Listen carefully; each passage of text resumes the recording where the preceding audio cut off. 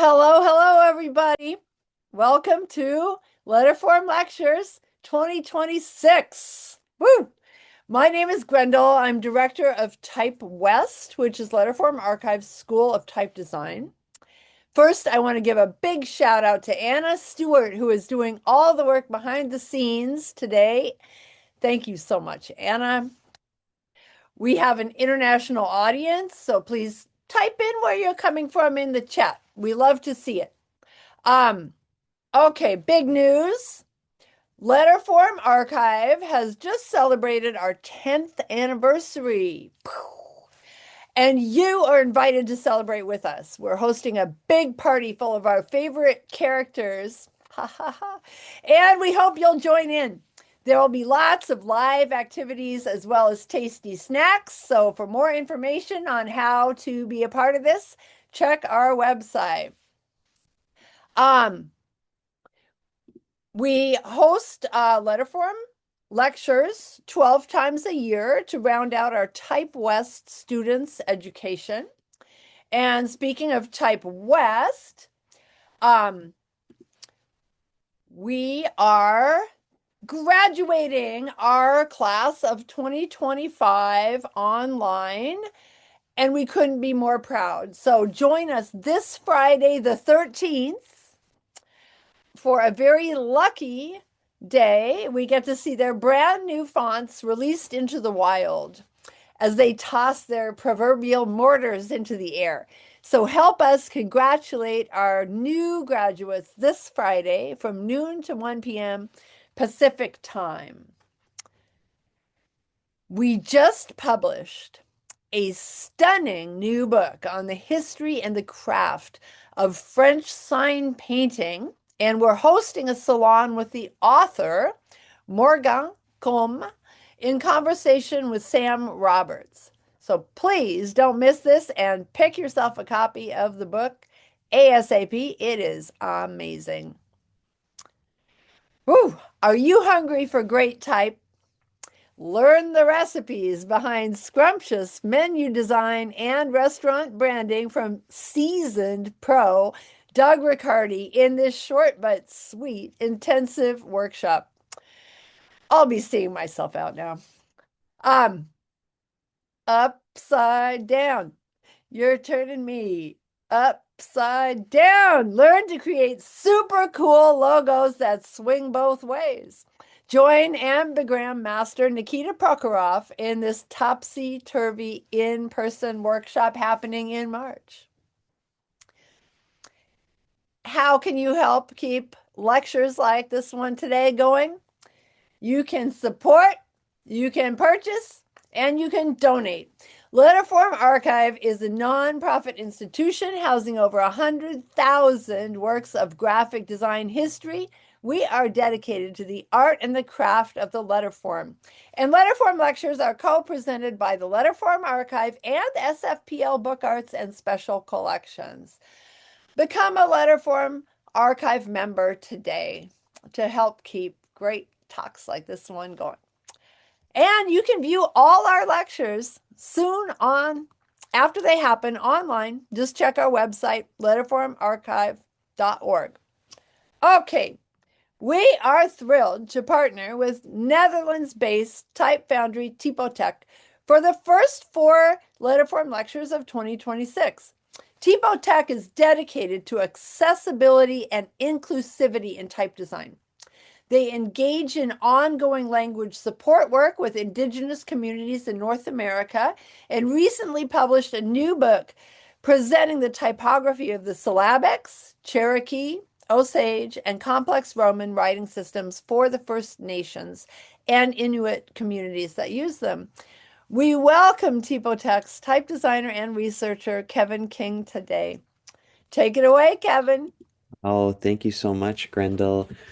And thank you, Letterform Archive, for having myself and Typotheque to come share about our work for the series. It's a real pleasure and honor. And it's great to see everybody calling in and viewing in from all over the place. So hello to everyone. I'm uh, I'm joining you from Toronto, Canada. And so as Grendel mentioned, the company that I work for is called Typotheque, and I'm just gonna get my slides up here, based in The Hague, in the Netherlands. And what I'm going to talk to you today is about the work that we do and the work that I'm very involved in, which is working on the First Nations and Inuit languages in North America, and that would be both in communities in within what is Canada and the United States, so the northern part of the continent. And what I want to do is I want to talk to you today about give you a bit of context. So if some of you might be familiar and not familiar with the kind of linguistic and orthographic and the typographic scope of the languages uh, in this space. So I'm going to give you a bit of context about that. But what I want to do is talk to you about our methodology of community-based research and practice, where we really aim to work in collaboration with communities in order to work alongside communities to understand what are their barriers and how should their language work in digital typography and digital text exchange. And in doing that, how can we deliver meaningful impact to the communities through research and design? So I wanted to start with just showing you this map. This is a map of all of the languages in the US and Canada that are Indigenous languages that are active today. So of course, there are actually many more uh, that have been spoken. These are the ones that are active today. And it's just, I wanted to show you this to give you a sense, a sheer sense of the volume of languages in the space. Some of these languages are have very few speakers. Some of them actually have quite a lot. So in Canada, in that context, the Cree language is spoken by um, hundreds of thousands of people across Canada. And in the context of the Inuit language, about 50,000 speakers. Ojibwe or Anishinaabe also has a high speaking population. Um, Cherokee, for example, in the States, there's hundreds of thousands of speakers again. But within that, uh, when we start to think about, like we tend to think about globally, the US and Canada as being a linguistic space, at least in terms of digital language and typography, as English, French, and Spanish. Those are like the dominant languages, and they're lingua francas in the space. But when we start to think about the fact that there are just actually so many languages here, and they have much more complex requirements um, than European-based languages, especially in terms of typography and in a digital area. So what I'm going to do is talk to you about what kind of program are we running and how do we go about doing our work so that we can actually identify the challenges and how do we work with such a large space of languages. Um, but I wanted to kind of dial back a little bit and just talk about the fact that um, I'm talking about typography and orthographies, and that's within the space of writing. And we know that in many other cultures around the world, writing or the act of making documents, preparing them via writing, um, it's a very ancient practice. But we tend to we know that the languages in North America, indigenous languages, are primarily oral, and they still are today. Oral is still a more important a more important, I suppose, space of using the language and utilizing it, although writing is very important today. But First Nations and Inuit communities across North America have been writing for thousands and thousands of years, probably based on carbon dating, just as long as any other culture. It's just that writing held a different space in society. So what you're actually looking at right here is an Ojibwe pictographic birch bark scroll. These manuscripts would have been uh, quite large. You can still see examples of them today. But they would have contained important medicinal information or other political or geographic information. There were maps prepared in this way, in a way that people who needed to use them could interpret them. Um, so this is a form of manuscript writing. It's similar to, you could think of it as a similar way to writing as palm leaf writing, where you're scratching into or cutting into a surface. This is more recent in that in the larger scheme of things. This is from 1843. It's a marriage certificate that was written at Norway House, where Cree syllabics were developed. Um, and it's a form of writing with a writing system that was developed from earlier pictographic writing. This is something that will be recognizable um, even still today. These are the Cherokee syllabic letters, which was the first um, writing system on this continent that was created by an indigenous person, by Sequoia. And this writing system he wrote out by hand, and then it was quickly adapted to print. And this is the Cherokee Phoenix, one of the early editions of that from the 1820s, late 1820s. But still, people were able to write. Um, and within that space, what I'm trying to, and hoping to show with these early slides is to give a sense of writing. We know about, for example, in the Americas context, Mayan hieroglyphs, but I wanted to also underscore the fact that cultures in the northern part of the Americas were also writing as well. It just held a different place in society. Typography and the development of phonetic writing comes in more in the 19th century, and it's a product um, of seeing European cultures doing that kind of thing.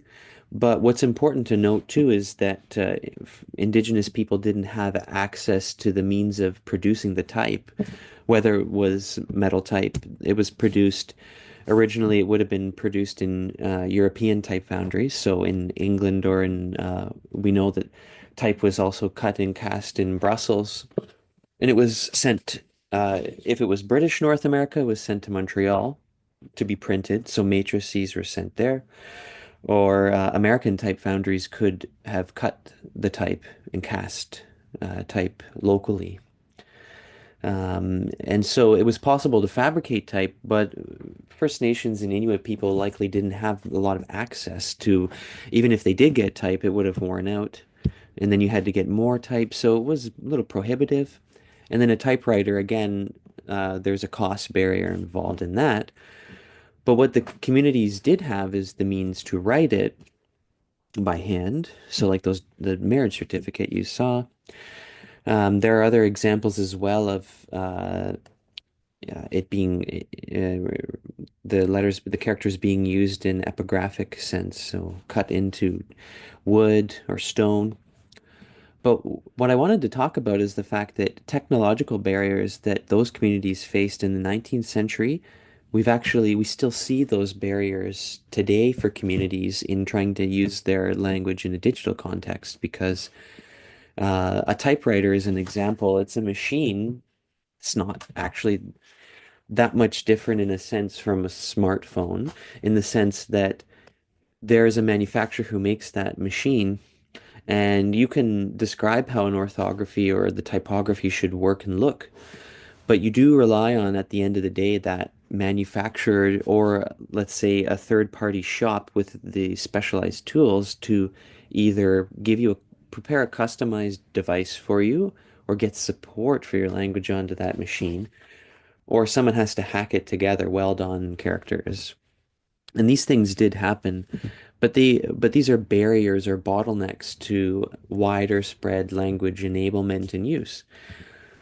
Here's an example of the Dacath syllabics from central British Columbia. So if you imagine where the Rocky Mountains go, they occupy sort of the central area there.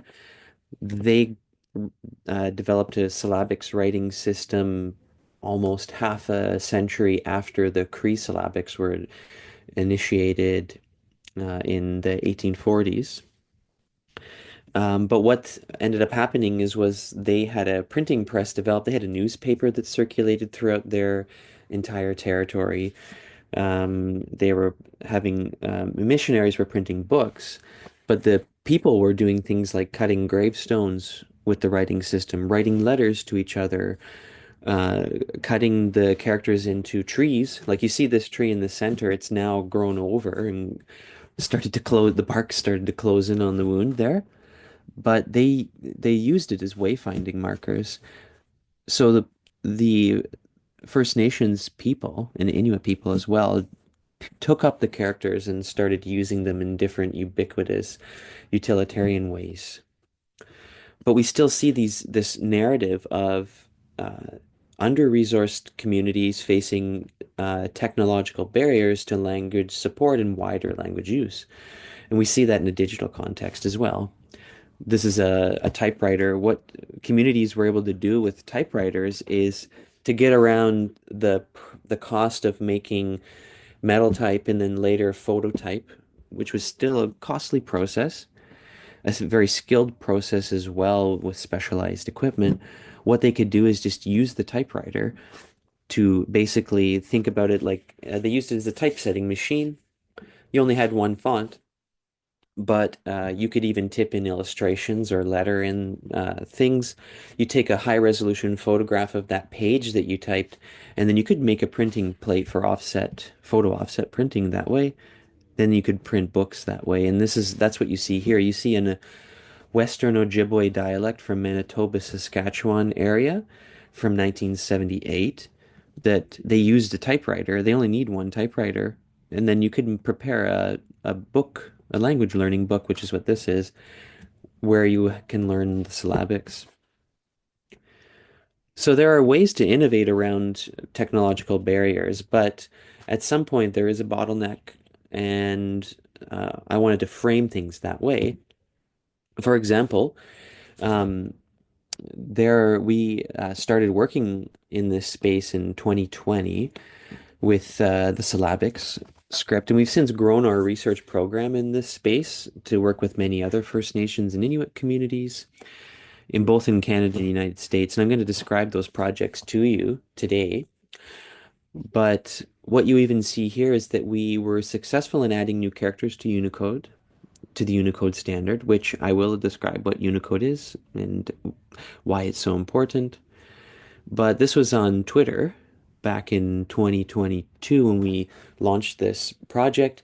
And even though we had been successful, and these characters that you see is the what we would say are the not defined box or the tofu box, these were published in Unicode at the time of making this tweet. However, they weren't supported yet on the operating systems by we refer to like the big three, Apple, Microsoft, or Google, so Android. Um, and I'll describe about what we can do and where we kind of where our work where what we can't do when we're working on language advocacy and language support. But so even at this point, we weren't able to actually, in these people, Elizabeth and Atima Hudleri, they couldn't use those characters to write their names in their writing system yet. And so like this would have been the situation for them on any of their devices. I'm happy to report that now they can do that. So the support has caught up. But within this space, so we're a design company. And for us, we it's really important, of course, to us engage in design, but we think that research is an integral part of the design process. And we really care a lot about language access, language enablement, and language support for communities not just in North America, but around the world. And so what we've done at Typotheque is in order to address the multitude of issues that communities face, we've taken that work that I mentioned that we started in 2020, we've initiated a research project that's called the Typotheque Indigenous North American Type Research Project. And really, what we're doing here is we're focusing on a community's language being able to be used in a full sense across digital typographic spaces. Our work particularly focuses on fonts, but we do have to know what's going on at a Unicode level in order to make a font that will provide the output of digital text accurately, so how it should look. Um, and also we have to know about what the keyboards are doing and also how people use their keyboards in order to make the font perform accurately. With our team, we do have either partners or team members who can work on keyboards, and we do a lot of Unicode level work as well. But what's really important is the last element you see there, community. So all of this work, uh, our team and the wider Typotheque studio team, we're capable of doing uh, all of the technical work. We know how to make fonts, and we have partners who can make keyboards, but we can't really know what to do or how to do it correctly if we don't actually work with communities. And that's the key to the work that we do. So this team, our North American type team, is a team of four people.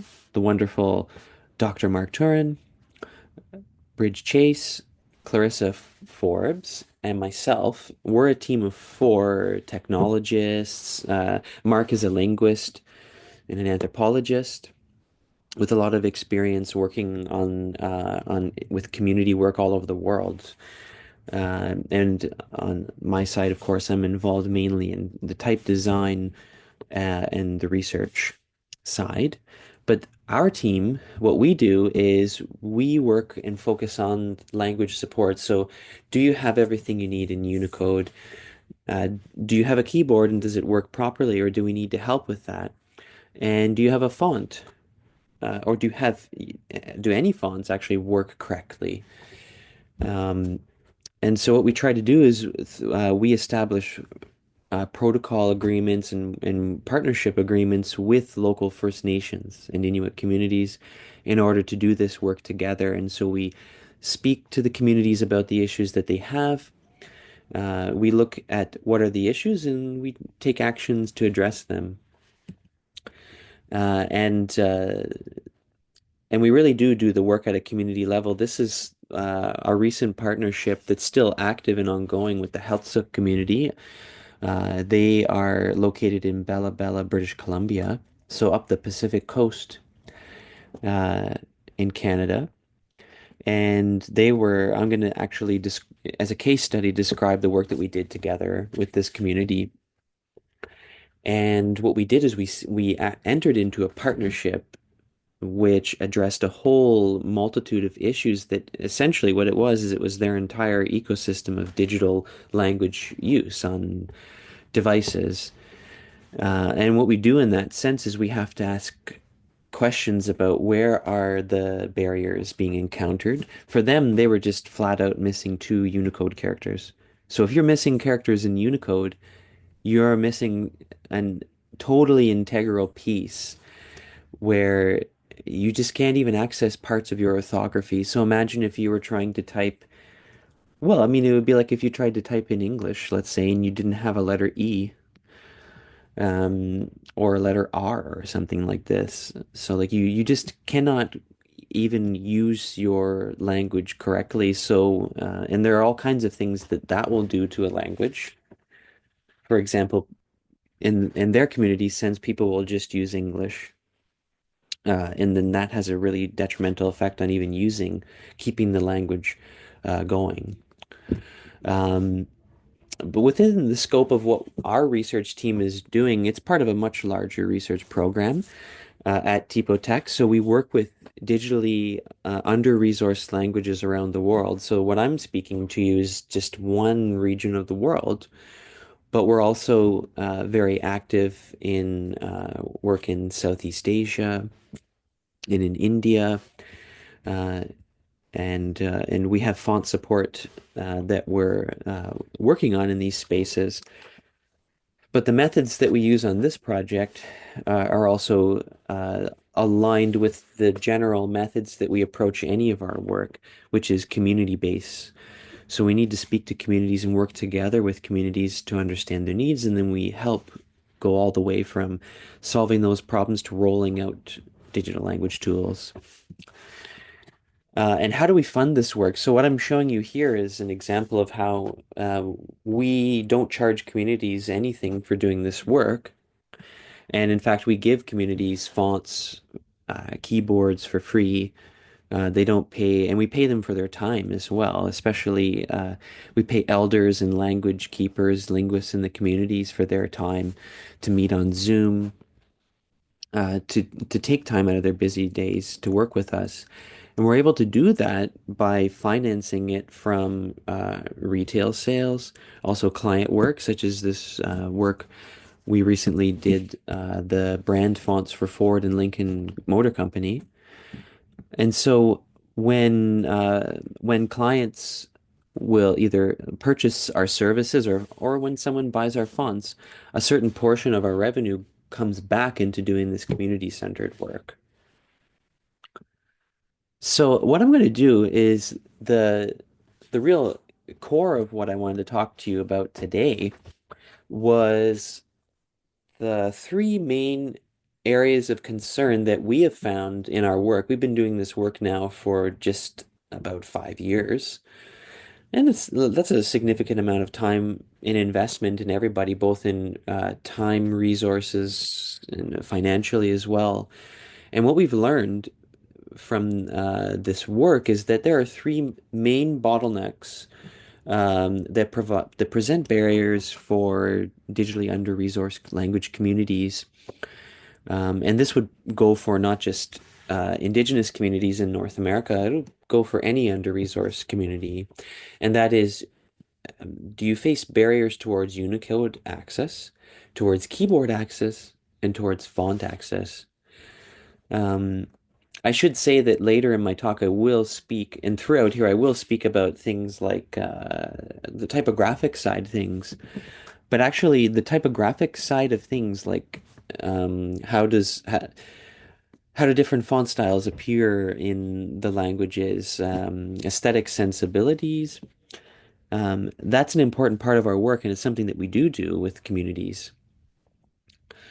Um, but what we can't even get to that level unless we deal with things going on at the Unicode access and the keyboard access level, and even the font access. Fonts are not only about typography. Fonts are also about their most essential function in a digital space context is, can the text that a user inputs via a keyboard or a voice speech to text, can that font even just output the text in a way that's coherent? If it can do that, if you can meet that um, benchmark, then you can start talking about things like aesthetic choices and different typographic styles and voice and atmosphere and expressivity, which is something that we do work with communities on, and I'm going to describe that. But it's something, actually, this is a good time to take the moment to just sort of express that well, take that for granted. Like for myself, growing up in Canada, learning design here and in Europe, uh, I have, it's kind of, you take it for granted that you can just pick up a device and you don't even have to think about these elements of being able to input your text and work with text in a pretty seamless way. And we really, once we have a stable base in that sense that I can just think about things like, how can I make a more legible font? Or ideas about how serif font should look in 2026, or sans serif fonts, or a script font. And you can really engage on a design level with on that side of things. For a lot of Indigenous communities, you can't even get to the level to think about things like that because you just can't even access your orthography correctly. And really, when we're dealing with this space, so Unicode access, keyboard access, and font access, this is sort of like a um, the three pillars of where these things move through. So Unicode. and the Unicode standard, which is how is the standard for how all text in all writing systems for the languages of the world are to be encoded as a standard. And most major tech companies have all bought into the Unicode standard and contribute to it. So the Unicode standard is where everybody needs to have full access to their writing system to be input on digital systems and to be exchanged. So a keyboard is an example of a device that allows us to input that, to draw those characters and to be use them, not to draw them in that sense, but to draw them from the Unicode standard and then use them on a device to be input. When a keyboard keys in or inputs characters, Unicode and keyboards, in fact, just deal with characters, which are uh, characters. We think of them in an abstract way, like there's a general shape for a lowercase letter a or an H or the colon mark or a G, but really computer systems just see these hexadecimal codes 0067. And that's what you are keying in when you input text on a keyboard, any kind of keyboard. You're inputting these hexadecimal codes that are unique for each character of any writing system that um, is covered within Unicode. If you're missing any of these, then you can't even input your text. There are ways to hack around that, and a lot of communities have done that, but that's where a lot of problems can be encountered as well, though. Um, it's a tricky situation, and some communities are trying to basically move, and we've worked with communities to move from having what we would call like a font encoding or a hacked sort of keyboard font setup, uh, and trying to move over to a Unicode setup. But really, fonts don't come into the equation until you get to the blue area that you see on the top level. They're very late in the game of digital text, actually. And what a font's job is to do, and I like to think about this idea of jobs or responsibilities might be a better word for our digital tools. So Unicode's responsibility is to provide unique character for every writing element in the writing systems of the world. And of course, Unicode is still missing things because the world has so many languages and writing systems, and it's possible to add and propose new characters. But so Unicode provides those characters, the data to go alongside them, a core specification. Keyboards provide the means to call up those characters, input them onto a digital device. And a font's job is to take the input that you see in the middle there. So this is a Cayuga word. So languages from on southern Ontario and upstate New York region. And the job of a keyboard, of a font, sorry, is to take that input text into we would say output it. That can have so many different typographic style outputs, but really it has to output it in a consistent way, so that readers can actually make sense of it. So like the version you see on the top, uh, do the diacritic marks that are actually combining marks, do they actually stack properly or do they combine and attach properly onto characters? We would talk about shaping. So a font's job is to shape that into text properly. One of the things that ends up happening is where there are errors is that the knowledge base isn't there to know to tell a font designer, no matter who they are, whether they are working for a big tech company or a third party like a type foundry, how to do that. How should that look? So that's where errors can arise. Like how should it look and how should it be prepared? So if we look at the space of Unicode access, we're looking at things like, are you missing characters? What we've done is we've worked with communities to add new characters. So we've been successful in helping communities add new characters. I'm going to talk about two of those cases, different in the syllabics and also in the Latin script. And in some cases, also we're adding not just new characters, but we're making amendments to the Unicode standard and how characters should be generally graphically represented. So that would be like the proposal in the center here for DACA syllabics. But we have to also ask questions, and as a type designer working in this space and other people who work in the space of language support, we have to also be aware of things like we have to know what's going on at the Unicode level, not because we need to be an expert in Unicode and to understand everything, but we need to understand some basic things like I need to understand how Unicode handles things like case mapping at a level where I can understand uh, how to prepare the font in a way again so that it can reach that output side and actually work properly. And when we're working with communities, if we're understanding the problems that they're having, we might look and say, well, if this community is using the cent sign, like the orange character, this is the Naka community from the Montana and now southern Alberta area and British Columbia. Uh, some of their older inputs use the cent sign to get this C with a stroke there, but it doesn't have a capital case pair. And there's no way for, and Unicode doesn't provide a capital case pair intentionally, because that's actually technically not a letter in the character property sense. But there is an option that the community uses, uh, the C with a stroke through it. That's an actual letter, and it has a capital case pair. And so I need to know about things like that so I can prepare the font properly or so that I can assess a case with the community properly. Keyboard access is something where it's not really like Typotheque is not a company that makes keyboards, but our research team has a member, Clarissa Forbes, on our team, for example, she makes keyboards. And of course, we can also work with other people to make keyboards, but we do need to understand things like, is a community missing a keyboard?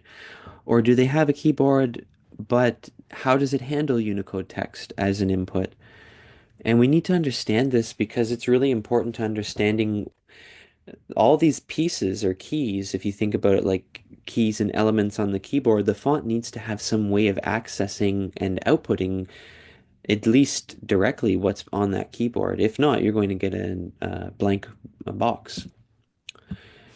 And so we ask questions about what are user practices in terms of input? What kind of characters do they select?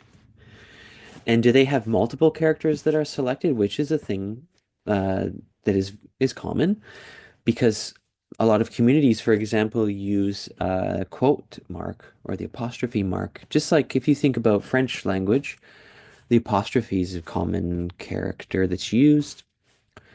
But there are multiple characters that look similar that are used by First Nations communities and uh, because of different keyboards that are in use. And also, we have to ask the question, how should that apostrophe look? It's a glottal stop in this context. And how should it look? Should it be a straight up and down like a foot mark, or should it be an angled, simplified apostrophe, or should it be a curly, the ball with the tail kind of shape? And other things like this looks probably a little, it's confusing. But when I'm looking at community work and I'm looking at the input and then what should the font do, I'm looking at things like how do people use their keyboard to input the text? Because they could do something like you see on the bottom. The top is the way that Inuit users will use their keyboard to input syllabics. But the green character that you see being highlighted could actually be typed in even on the keyboard that they have on Mac, Windows, Android in the way you see on the bottom as two codes. And I need to know stuff like that. Like, does the font have to handle both scenarios? Um, these are questions that we ask and things that we look at. And do they use one space bar because they need a wider space or two? And through community work, we found that they actually do use the bottom practice. And that's important to informing how the font should handle text. Another scenario with font access is things like do we can provide third-party fonts to communities, but what happens when what we can't do, of course, like with the core fonts where you see a lot of your text get filtered through, like if you're using Windows OS or Android or Mac OS, you are going to always see text at some level filtered through the core operating system font. And on a desktop computer like a Windows or a Mac, you can load up a third-party font and you can solve a lot of these problems with customization. But at some sense, does the core font render your characters and does it shape the characters properly? Because that's going to provide quite a barrier as well. And are you encountering this situation of some characters falling back? You see the Ogonek character in this font falling back to Times Roman because it's simply the font doesn't have that character. Um, Even a character that's pretty common in most fonts. And so what that means is that you still can access your orthography, but it's going to make for a less than ideal reading experience as well. And things that we think about as well on a Unicode or on like on a keyboard access level are what are the characters people are selecting from Unicode and inputting. And if there are multiple characters in use, or even if I'm designing my font so that it can support this region, but there are other regions that use similar code points, there are things we would call confusable characters. So they are characters in Unicode that have similar um, graphic forms generally and they're in different scripts. Like you see a Greek letter chi versus a Latin script letter chi, but they can look graphically the same. And I'm showing you an example here of how uh, one could handle these two characters. Uh, you could consider that technically it's not wrong that these two characters look the same because they're technically the same character. But there's a discretionary choice that comes in for the font designer to say, am I going to deliberately make these characters look graphically the same, or am I going to make them one look deliberately different so that they can't be confused when text will be rendered in the font? And that depends on things like how will the font be used? Is there a target range of languages where the font will be used? Um, and also sometimes there are characters we have to ask, are they used by anybody or are they used for very specialized uses like phonetic uses? This is an example of where the font designer can deliberately handle these two characters differently. So the Greek letter chi looking like having a Greek stroke modulation structure, and then the Latin script chi, which is a letter that's not used that much. It was encoded to be used in the IPA, but most IPA inputs, even the IPA standard keyboard, uses the Greek letter. But the font designer still has to consider this. There's a choice to be made for users who will select potentially the Latin script letter G. And you can see an example here. This is a publication that we worked with the Naka community to provide custom versions of our Lava and November fonts. And in their community, some elders are still using those older keyboards that input the cent sign that I was showing you earlier. And other users are using a more modernized keyboard that uses the C stroke character. And if you look carefully here, I don't know if I have a pointer. Oh, I can actually draw here. Just see. Oh, okay. Well, what I'll do is visually describe and I can come back. So the cent sign is the one you see in the blue on the top left. And if you look over on the headline of the word that starts with an MI C stroke with a comma, those are two different Unicode characters, and I chose for Lava and November as well to deliberately make those look different. For an editorial situation, though, could have chose for these to basically harmonize over the double input. We could have drawn them to look exactly the same and asked the community, what's the preferred shape? But the community was okay with having these two characters look different because they would use these fonts in other scenarios as well. And it will help them down the road to be able to point out, this is this older character, and we want to actually use the other character, like the C with the slash character. So a font designer has a choice to make too, and even in this situation about should should the font mask over these Unicode input uh, uh, choices in the community, or do we not want that to do that? There's another thing that comes into play. So now we've gone and we've looked at Unicode access, keyboard access, and font access. And another thing that comes into play in the space of supporting under-resourced language communities. And it can be a question of even like larger language communities too, about how should typography look? How should fonts actually render your typography? So if we've gotten to the point where we can say that all the elements are in Unicode, you have a keyboard that works properly, and fonts can shape your text and generally represent text accurately, how should your typography look? How do readers expect that to look? A classic example that a lot of you might have encountered before, and if you haven't, uh, of localizing fonts for regions is the difference of what Cyrillic script looks like at a standard level in Unicode for Russian, Ukrainian, Serbian, Macedonian text and readers, like the version you see on the top line. On the second line, you see the exact same Unicode characters, but what you see is the Bulgarian local preference for these characters. And people in Bulgaria truly do expect that these characters will look this way in fonts, in their typography. They use the exact same code points, those character codes, those hexadecimal codes, but they just expect that a font will handle the output of their Cyrillic differently for these characters. I received mail from Bulgaria, and I was really excited to see this was last year, and they really truly do use these characters because if you were to compare these, you can see some of those similar characters. This is from their post service, and they really do expect their typography to look this way. So it's something that does matter.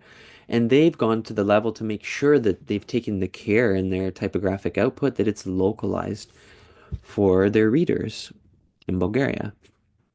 In North America, in the syllabics, there's an example of this that some might be familiar with, which is the difference between the second superscript letter you see in the example on the left. On the top version, you could describe it as a ring with a fish hook, and on the bottom, it looks like two rings. In Nunavut, people expect that they will see this version on the top, where it's like a ring with a hook. But in Nunavik, which is the region of Inuktitut speakers in northern Quebec, they expect it's very important that this character looks like the version on the bottom. That's how their regional typography is expected to look. And it's something that Inuktitut speakers in northern Quebec and Nunavik expect that their text will look. That's what readers are used to. They can read a text that looks like the top line version, but it's not culturally ideal or expected. And even in North America, there's a Polish and Lithuanian letter, the ogonek. And in North America, really, it's expected there are many different localized versions of how that character should even look. And it's possible to have a font either to change the drawing of these characters so that you use the same Unicode point, but you can provide communities, and we do this, provide communities with a font that just changes the drawing, or a font that's trying to encompass a larger space could use other technologies like open type language rules in order to switch these characters in and out. There are different options to what to do in the implementation, but the question is, what is the correct way to draw this? And also, we like to ask questions about like, are these characters still in use, or are these typographic localizations still in use or not? In the two cases I just showed you, they are. What I'm going to do now is I want to show you some case studies, some short case studies. And then I think that the rest will take me roughly 10 minutes, and then we can do some Q&A. And I was excited to see that there were some questions already. I'll be looking forward to answer those. First community that we started working with was back in 2020. It was the Nattilik community. They speak the Natchilingmutu dialect of Inuktitut, and their community is located in the far northwest of Nunavut, around what will be called the Queen Charlotte Islands, if you look on Google Maps. And their community is a little bit more isolated from an already fairly isolated kind of region of Canada, Nunavut. And we helped them add 12 new characters to Unicode back in 2020. I had reached out to the community and asked if it looked like they were missing characters. I noticed on a Wikipedia article that it seemed like they were missing characters based on the input on Wikipedia, and then they said yes, and we reached an agreement to work together to write a Unicode proposal to add those new characters, and we were successful in doing that. This is Tamalik and Arnuyuk. And these are two of the elders, language keepers that we worked together with to do this. And this was during the pandemic, so we had to work over Zoom. And we probably would have done almost all of this work over Zoom anyway. I'm grateful to be able to meet sometimes with members of the community in Toronto because they have family here. So we do also do working sessions together whenever we can. Um, but a lot of this work happened remotely. And once we were successful with getting these new characters added, we could do so many other things working together. And one of those things was looking at localization. So in Unicode, this let's call it a ring with an arch character. The version that you see on the left here is a sort of it's the way that the Unicode standard represents this character graphically. But just like that Nunavik case where I was showing you those the ring with the hook character versus the double ring character, their community expects they have a strong preference for readability reasons that this character will look like the version that you see on the right. And what we did is we just prepared a really simple survey. This was put up in the teachers lounge because in their community, the main people working with the language and making decisions about the language and rolling it out for both young people and older people and adults are the teachers in the community. These are very small communities and isolated communities. And so the teachers are kind of like the stewards of the language. So what we did is we tried to get a vote to see like, do people really prefer this? So one person did like the version on the left, but generally it seems like there is quite a consensus that they expect that this character should be output by the font and not in the way you see on the left, but on the right. And they do understand too that sometimes they will see it as the version on the left. And we're able to do this work again across huge geographic spaces. Like while this video is playing, and we were able to do this in a browser-based way where we could serve the fonts. But like if I wanted to go to the community, I'd have to take a plane to Winnipeg or Edmonton, Alberta, and or I might be able to take a plane to Iqaluit, and then there's no direct flights. You have to connect into their local community, but it's a 2-day trip both ways that it's very common for flights to be stalled because of snowstorms. And that could happen at almost any time of the year. So it makes more sense for us to do work like this where we can, oh, sorry about that, where we can cut across geographic spaces. So what we do is we know that when we're delivering a build of our syllabics fonts, we have a standard build of our syllabics fonts, and then we have a local, it could be a Nattilik build where we would sub their preferred version of this character in for the version you see on the left. But if we were going to make a font for, let's say, the Nunavut region, we would automatically know that we need to sub in this Nattilik character because that's within the, let's say, like within Nunavut, the Nattilik region is like a jurisdiction or a region of Nunavik, sorry, Nunavut. And so their local typographic preferences need to be covered, and there's no competing use of that character. When there's competing use of the characters, it gets tricky. The Haítzaqv community that I mentioned in Bella Bella, British Columbia, that we work actively with the Nattilik community, but we also still work actively with the Haítzaqv community.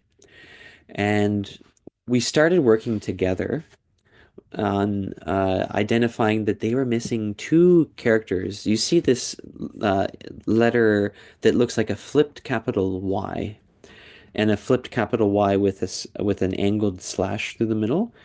Those two characters were not in Unicode, but they had been using them since the 1970s on their typewriter. And what we did is we worked together to get those added into Unicode 16.0. They were published in that version. So that was September 2024. And this is a book from 1984. It was a grammar for their language. After they had gone through a long process of orthographic reform in their language, you can see that flipped Y with the slash, and you can see the flipped Y. This was a typewriter that they had to have customized. I think it was a Remington typewriter that, so it would have been built in New York. I think it was where Remington was manufacturing. But then in Vancouver, there was a shop that hacked like that typewriter where they cut off a key, and welded on a new key that was this flipped one that you see, these two characters. And that was very common. I mentioned that we do community work. So Nhingaino, who I worked with the most in the community, we worked together to gather all the documentation that we needed. And we worked together with Unicode Script and Coding Committee to work on how we were going to prepare this proposal, considering the fact that the the problem that they were really facing was not with that flipped Y with the slash through it. That was a simple one where there was already a lowercase letter. It's called a running man character. People call it colloquially. And that was fine. It was easy to make a capital letter that would pair to that one. But the problem that we had to work through with Unicode's script encoding experts was the fact that they were using a Greek lambda lowercase character. The Greek lambda, of course, pairs to the capital Greek letter, and that's already fully well established in Unicode, and it can't change. It's going to destabilize not just Greek text, but all kinds of even other languages that might use that pairing or in that lowercase character alone. So what we ended up doing was working out a solution to encode a new Latin letter lambda lowercase to allow a case pairing for the uppercase one. Once we did that work, we were able to move into this space where I mentioned how we need to make sure that all of these kind of foundational tools are settled before we can start looking at aesthetic things like expanding typographic palettes. So our dash typeface is an example of something that communities, the Haítzaqv community and other communities have not had access to, which is like a cursive font, whether it was like a copperplate script or something like this that's more of like a handwritten style of cursive, and it's very expressive. And we got to ask questions like, how should some of these letters even connect together in a cursive sense? These are questions that we've never been able to ask before in the community either. And so I worked together with a couple of the uh, community language workers in the community, and we talked about like, how should this look?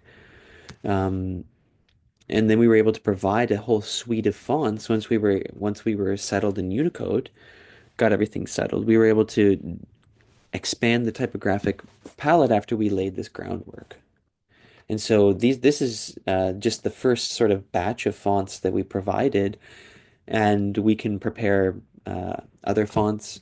The November font that you see, which is the second from the top, they had a new language building, and I've got to bother them for some pictures of the signs that they had printed, but they've used November to print everybody's office sign names in their name in their Haítzaqv name, and also the signage in the buildings. So, and we worked together to make sure that the sign company that was in British Columbia could actually make sure that all the characters were stacking on, the diacritics worked properly too, which is something that we do to help the community. So things like this is a variable font. This is our Z display font. These are these are typographic spaces that the community couldn't even entertain the idea of exploring. So these more creative spaces of typography, they couldn't even really, dream or work in this space because they were missing just the basic orthographic elements to writing their language. We often forget that fonts are really interconnected with language, uh, at this sense, at least especially digital fonts. One thing I wanted to express, though, and I'm showing this timeline because what we've been able to do is we've been able to go from Unicode proposal and getting that pushed. We even made a proposal to ask Unicode to kind of rush the characters into Unicode 16.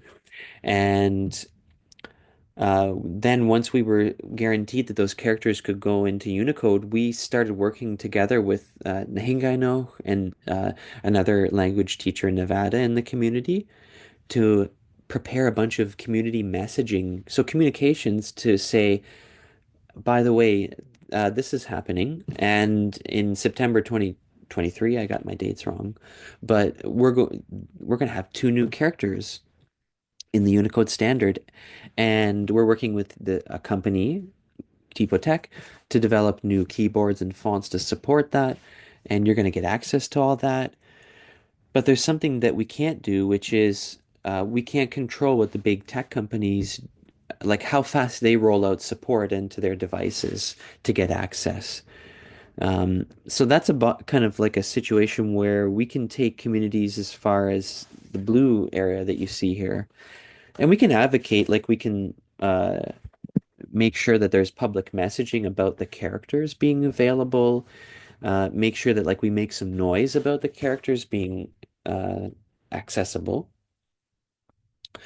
But we can't go further than that. We do rely on those companies to add core support, and the communities rely on that.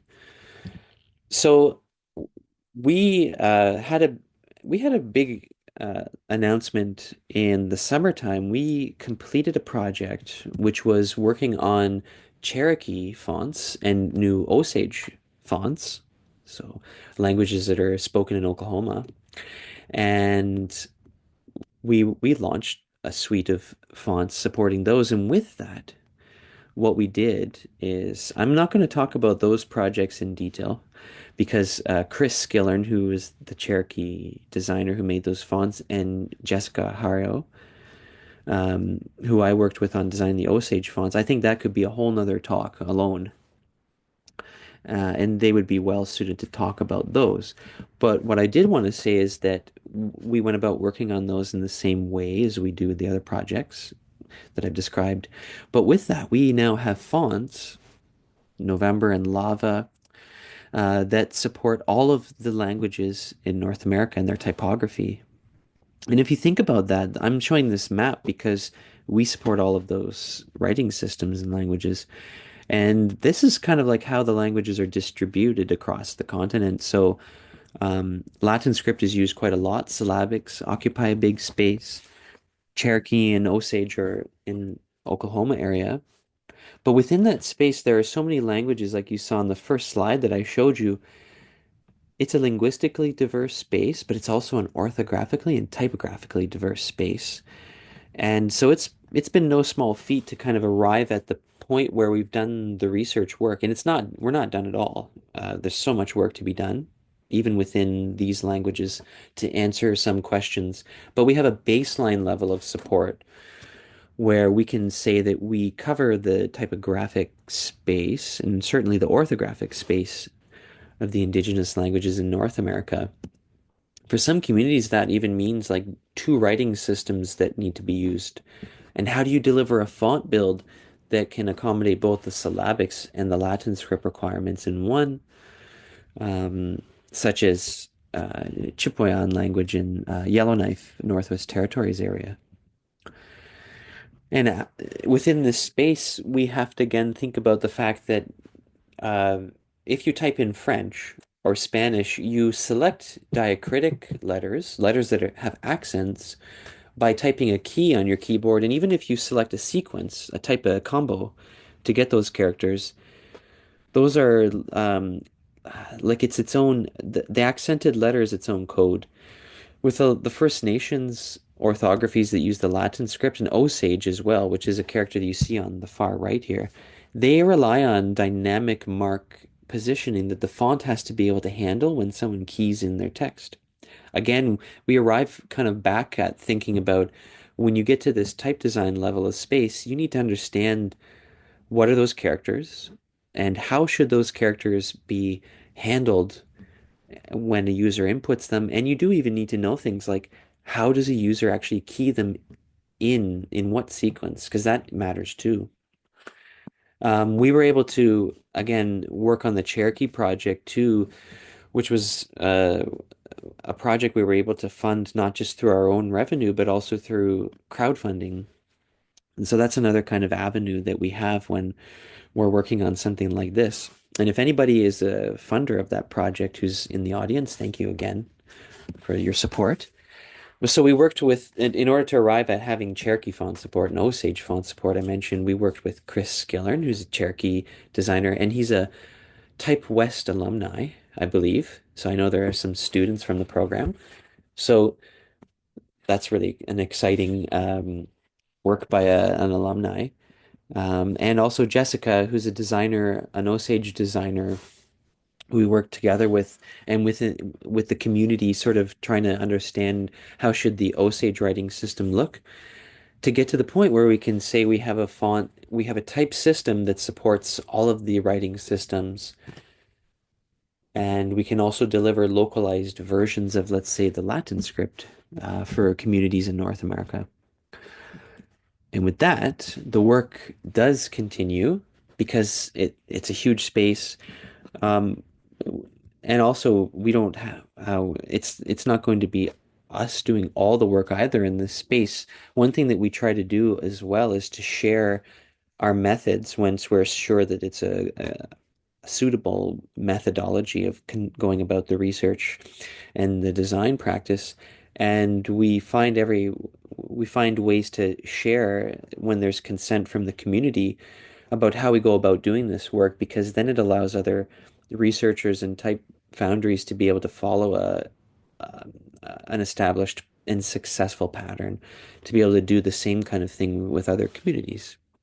So with that, I want to say thank you. Um, Thank you for having myself and Typotheque share our work. And I'm going to flip over now. I'm going to stop sharing my screen. I'm going to grab the Q&A. Okay, thank you so much. First of all, that was just Oh, amazing. Um, God. I have learned so much, and I think Mm. everybody else can agree. Um, what I'm going to do is read the questions out loud, and then if there are some that need typing in, I see that Peter has already answered a few of them, but just Oh, so that everybody can hear the questions, we'll read them out loud. And I'm going to start with the open questions, and then maybe you can quickly answer them for us, Kevin. yeah. And by the way, everybody, if you have a question, please put it in the Q&A. It's hard for me to cross-check the chat, so Q&A is the ticket. All right, Sarah Moore asks, you mentioned noticing missing characters on Wikipedia for the Nattilik, and forgive me for mispronouncing, But folks. that was Um, good. Language. What does the research look like for adding characters? And how do you track down these needs for missing characters aside from when you are approached by the communities? Okay, thank you so much, Grendel, and thank you so much, Sarah, for asking that question. Um, so that was a kind of I'll call it like a point of departure, or an entry point to even myself as a researcher becoming aware of there being an issue for that community. Sometimes it's easy to find these. these issues because you might just happen to see like text for a community where there's a missing a tofu box, so miss a not defined character when it comes to looking for this kind of thing. And then the first thing that was important for me to do is to reach out to the community. I was able to get in touch with a language keeper from the community by contacting a department of the government of Nunavut, and they put me in touch with the right person for the community to talk to. So, I mean, I think it's really important to not, if you notice that there were characters missing, I don't think that it's the right method to just start writing up a Unicode proposal without having talked to somebody in the community because you could say, okay, there's a missing character, and there are things that you can find online, but what's online is not the full story very often with the communities. So you really have to ask people questions because what you don't know is you don't know how people use those characters. You don't know if there are questions like what kind of tools are people using, keyboards or fonts right now, to input their text because adding new characters is a community level question because communities are going to ultimately need to use them. Um, so that's it's important to kind of follow that best practice because even Unicode's technical committee will be very hesitant to add new characters unless there's a community backer behind a proposal, which is a good thing. Um, but how do in terms of tracking down the characters, I'd say that if you were to find something through research in online or even in literature, if you might read about something, it's really important to ask because there could be the case that even in the Haítzaqv community, they use a character which is an H with a bar through the ascender.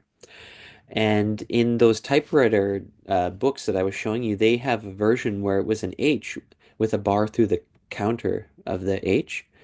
And I asked them that question. I said, "Is that a different character that you use?" Because I know that you use the H bar, which is a very comprehensively supported character in common fonts. And they said there was an elder who was asking me they really liked that version. They had grown up using it a lot, but everybody else had basically transitioned over to using the H with the bar through the ascender. And that's already very well supported. So by asking questions, I could avoid doing all kinds of work on my own to make a Unicode proposal for like an H with a bar through the counter, which would constitute probably a new character, but it wouldn't be used by anybody. And it certainly shouldn't even be encoded too, because then it could create all kinds of polluted text scenarios. So I think that's my answer. I hope that it was a good answer. And I'll move to Dr. Shamika Klassen. What So, challenge just to read the you want me question. to Oh, read you're it? going to read it. Okay. I Yeah. can read them out. Hmm. What challenges have you faced and overcome in doing this work? So I think um, uh, I think there's a lot of work. There's a lot to be learned about the process of even just working on the standards level. Like I know a lot about font design already, which is good. I think learning about how standards work, which I'm quite familiar with now, that was a big kind of challenge at the early days to understand like where do the standards come in, and then what's the responsibility of a font, and what's that responsibility of a keyboard in the chain of digital text. It's really important to become up to speed with all these different technologies and how they, not just about how they're interconnected, but where each one comes in that web of digital text. Um, those are some of the major challenges on actually being able to then make recommendations to community members because I think a challenge, something that I learned in practice with the Nattilik community was that we were successful in getting those 12 new characters into Unicode, and they were published. But one of the elders, Nilaulak is her name, As soon as we found out that Unicode had agreed to accept the characters, she said, "Okay, so how can I start using them tomorrow?" Like, but you can't. Obviously, it takes years sometimes to get full sort of like foundational access to the characters. And even at that time of the announcement, they wouldn't be published for a year still. So what I learned is what we did with the Haítzaqv community is it's really important to build realistic expectations, not just with even like language commissioners or elders, but with the whole community, so that people can be able to make plans for switching their tools, switch keyboards, get access to new fonts, but also to know that you might have to wait a little bit of time for getting things rolled out at a very comprehensive level. So building realistic expectations and knowing that that has to even come up front before we get started. Yeah, I hope that helped. Okay, and then for Pipa, you wanted to check about I believe that language. question may have been answered by Peter. Is that true? Yes. Uh, oh, actually, yeah, it did. Yes, so that is the Haítzaqv language from British Columbia. So that's a community that's they're on the mainland of British Columbia area, but near the tip of Vancouver Island. And so they use the Latin script. I didn't explain that. So Pipa and for everybody, I didn't explain the fact that in North America, both in Canada and the US regions, there are First Nations communities and Inuit communities that use the Syllabics writing system, and then there's Cherokee and Osage in Oklahoma. But then there are all kinds of different adaptations and manifestations of the Latin script. So, and that is the writing systems that are mixed with the A A B C X Y Z. And then they're also mixed in with phonetic derived characters. So they're the International Phonetic Alphabet. So Greek characters also start to come in. That comes from Americanist phonetic notation. So a system of notation that linguists like Franz Boas and other American linguists started using because they had in typecases in printing companies had diacritics and they had Greek characters, so they just developed an orthography that could be easily printed when they were ready to publish a work. They could go to a typesetting company and they had it in their, they had all these characters in their typecases. So they didn't have to design a totally new typeface, which could be seen as a material barrier to printing syllabics or Cherokee back in the day. Osage is very young. Osage is an amazing story of actually going from 2007 when it was created, the writing system, and today they have they have a keyboard on all the major operating systems. The font support was an area though there's a barrier, and that's where we were working on that. But so that's just a little bit of context about Latin script though, where it came from and why they even use a lambda, a Greek character in their writing system. And then Jake, what are good resources for type designers to learn and implement language features like combining marks, dynamic mark positioning, localized forms? That's a really good question. So, and I mean that is definitely a missing piece. We've done some different thing. We're doing something right now. We're working on language and then database, and we've already done some of these things. I can share.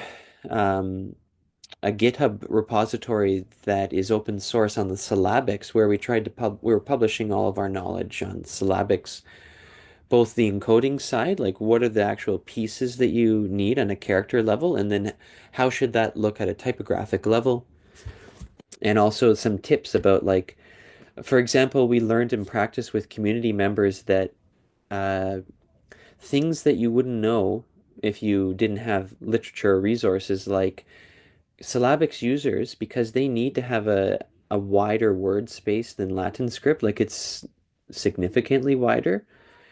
Um, a type designer might think, oh, well, I'll just make a wider word space, or I'll use open type uh, layout rules to say that when syllabic script is typed and someone types a word space, select and call up a wider word space letter. That's a problem though, because all of the syllabics users type a double space bar. They hit it twice. And we learned that, and that's why we really need to spend that time talking to people about not just their keyboards, but about everything, because we wouldn't know that that's just like such an ingrained practice that people have already solved that problem by typing in a double word space. So we need to make a font that doesn't do that, because if we do that, it's going to make this gigantic space. So we are working on a way to sort of have a framework to take the knowledge and make it available to others. Because what that's going to do is that it's going to allow other, uh, like everybody from the large tech companies down to third-party type foundries, to be able to have a kind of consistent standard of both support for each language community, but also what should their typography look like as well. We do other things like I might have to stop blurring my screen here, but you can see this.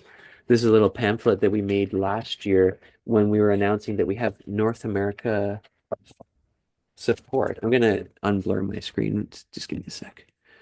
Um, okay, so like a brochure to say like, oh yeah, we have full support for our fonts in all the different languages um, that use them. But so we prepare materials like this because we talk about in this pamphlet a little bit about, by the way, the Latin script in North America is not the same as Latin script in Europe, let's say. We also prepared a book. You can purchase this book from our online store. We published this in 2023 for a conference in Toronto originally, but it's publishing our research, which was up to that point our research in the space and how should things look. This is for syllabics and the Latin script writing systems.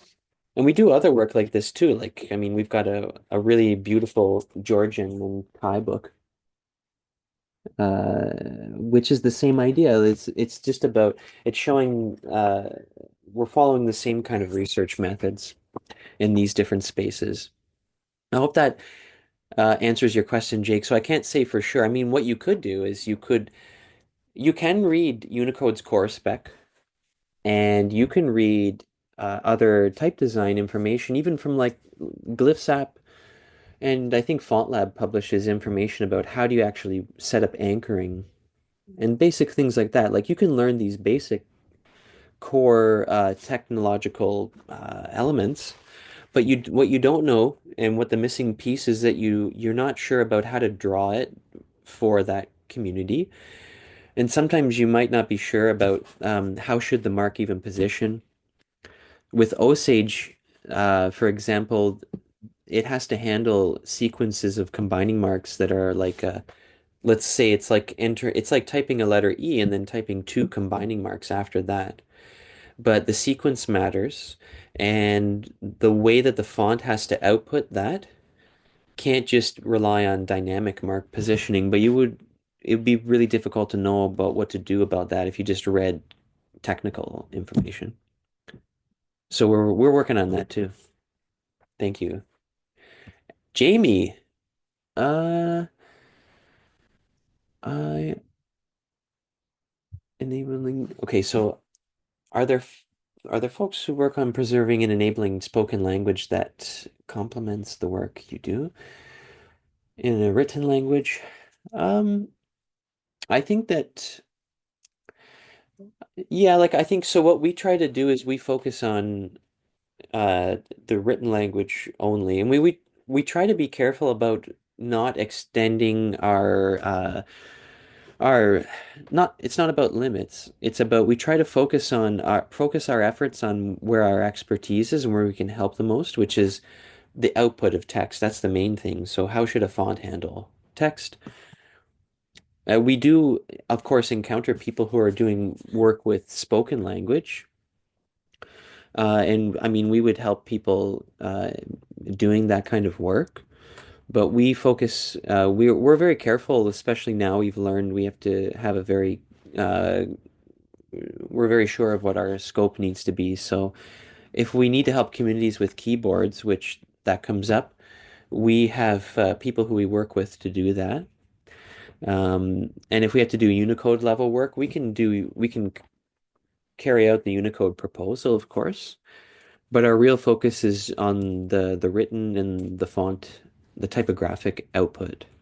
Yeah. Okay.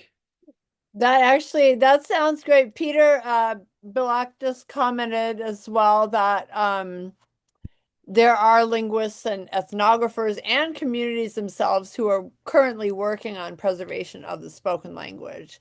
And so you Yeah. might not work directly with those people, but because that's not your area of expertise, but that does exist. hmm Hmm. Yeah. So, and I mean, I've been asked by community members. So the Dakath community, the the people who are carving their letters into the tree, and so they've been using their language for a long time, and they have very good support. We've worked with them too. But they asked about things like getting speech to text. And so like that's something where we would kind of like say that's not we're not going to be able to help you the best with that, but we know people who can. And so we'll help people then connect with the right professionals to do that work. And we can help communities too, like make sure we connect them with people who we know that are good to work with and who will be able to actually help them. So we can help our community partners in that way. Yeah. Awesome. Well, listen, we're out of time. I hate to say it. But thank you so much, Kevin and Peter and Typotheque for partnering with us on this lecture series.